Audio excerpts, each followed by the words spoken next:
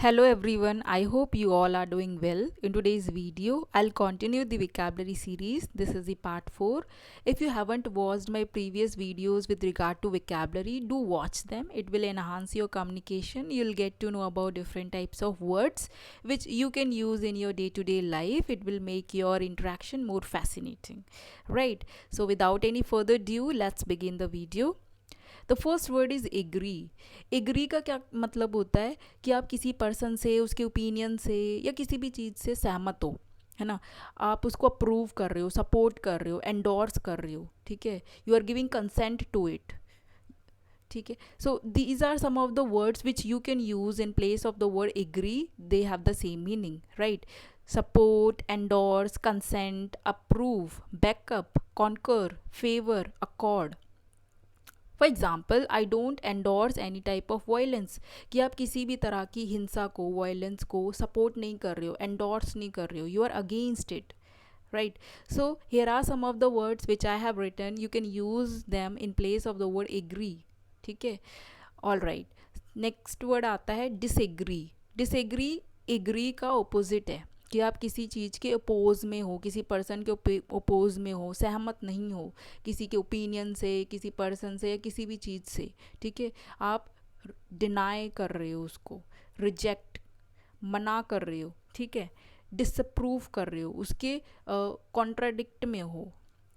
So deny, reject, disapprove, contradict, repudiate, oppose, refute, abjure.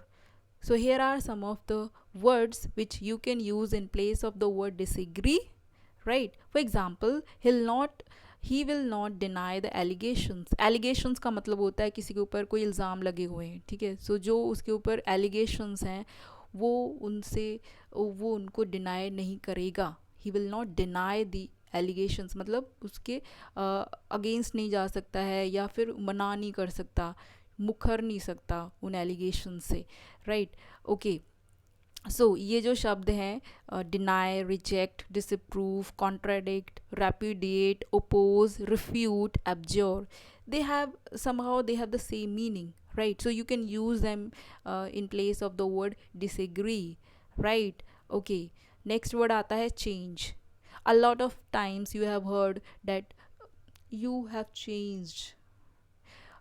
I think your lifestyle will be changed as per the situation. So जो ये change word है, ठीक है, इनकी जगह, इस शब्द की जगह आप और कौन कौन से शब्द यूज़ कर सकते हो. आप यूज़ कर सकते हो alter, modify, adapt, improve, amend, reform, vary. For example, we should adapt our self as per the situation. कि हमें अपने आप को सिचुएशन के हिसाब से चेंज कर लेना चाहिए, अडेप्ट कर लेना चाहिए, बदल लेना चाहिए. ठीक है, ये नेक्स्ट वर्ड आता है रिफॉर्म. रिफॉर्म का मतलब यही है सुधार लाना, उसमें कोई बदलाव लेके आना. जैसे एजुकेशन सिस्टम में आप कोई सुधार लेकर आना चाहते हो, है ना. रिफॉर्म लाना चाहते हो, बदलाव लाना चाहते हो, चेंज लाना चाहते हो. हमारी कॉन्स्टिट्यूशन में बहुत सारे अमेंडमेंट्स हो चुके हैं, मतलब बदलाव हो चुके हैं. तो अमेंड का क्या मतलब होता है? चेंज, बदलाव. ठीक है, so these are some of the words which you can use in place of the word change. You can use the word alter, modify, adapt, improve, amend, reform, vary.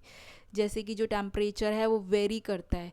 यहाँ राजस्थान का टेम्परेचर अभी कुछ और है, और अगर हम बात करें केरला के टेम्परेचर की तो वहाँ का जो टेम्परेचर है वो डिफरेंट है. ठीक है, तो इनके टेम्परेचर में बदलाव है, चेंज है.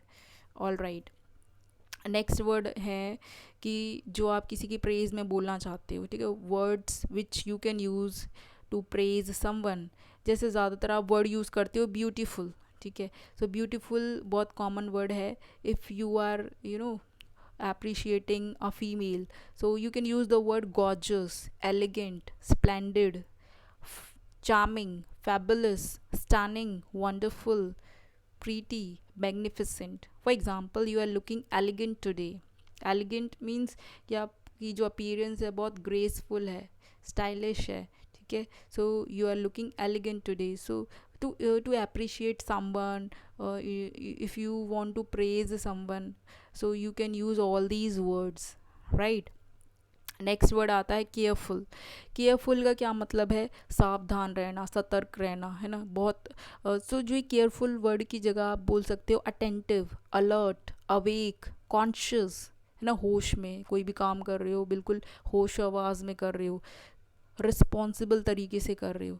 सो ये सारे वर्ड्स आप केयरफुल वर्ड की जगह यूज़ कर सकते हो। You can use all these words in place of the word careful. If you don't want to use the word careful again and again, you can use the word attentive. You can also use the word alert, awake, conscious, responsible, right? For example, one should be conscious, one should be attentive while chopping the vegetables, कि जब आप vegetables chop कर रहे हो तो आप बिल्कुल attentive होने चाहिए, ठीक है। अदरवाइज़ कोई भी मिसहैपनिंग हो सकती है, ठीक है। ऑल राइट, ठीक है।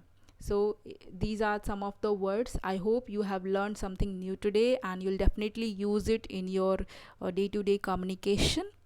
इसी पॉजिटिव नोट के साथ मैं वीडियो को एंड करती हूँ। Thank you.